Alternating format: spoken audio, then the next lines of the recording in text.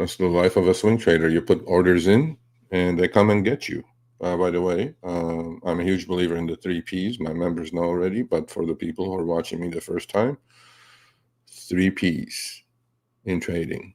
3. First one, patience. Big P. Second one, positioning or position size. Not directionally, what you're doing. Position sizing. Second P. Third P, planning. Do you have a plan? Or are you YOLOing like these open dudes?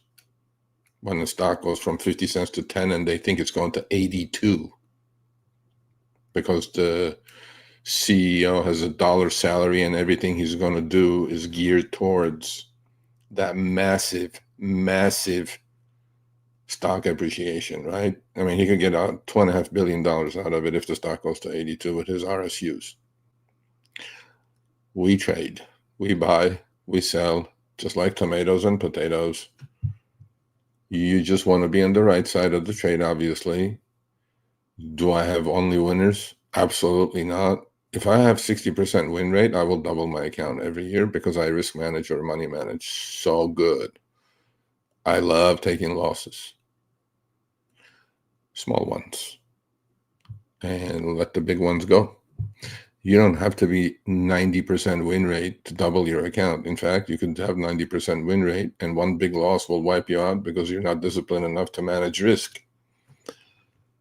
So to me, the important thing is manage risk. I think that's the most important thing. So when I say planning, you don't have to be jack of all trades. Just have one good setup that you trade and wait patiently. You know, I said this before.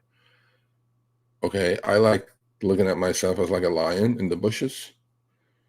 I just wait because there's squirrels and rabbits going by all day long.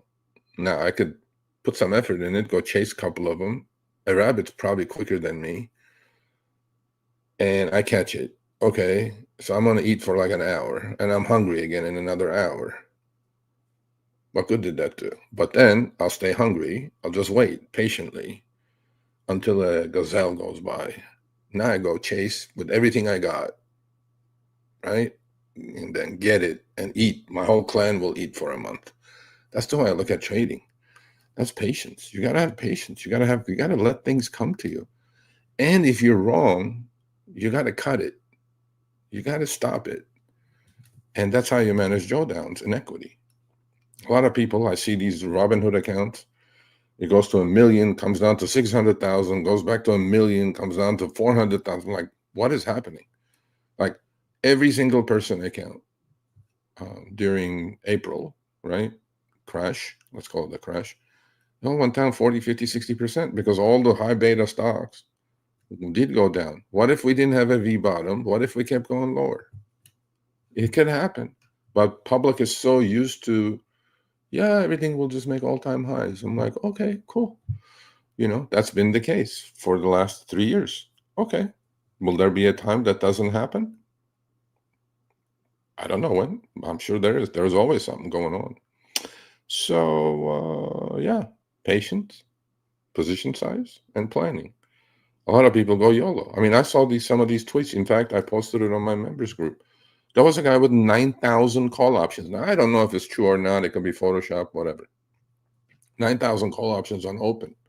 3 and 3.5 strikes, leaps going out to 2027.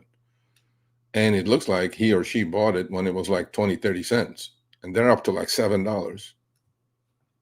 Massive gains, like $6 million in gains. Okay, cool. Awesome. Take that 6 million, take the 5 million out. Well, you got to pay taxes on that. Take that money, start again with 1 million. Million is plenty to trade with. And then go invest, do something else, diversify. There's a lot of people with these massive gains.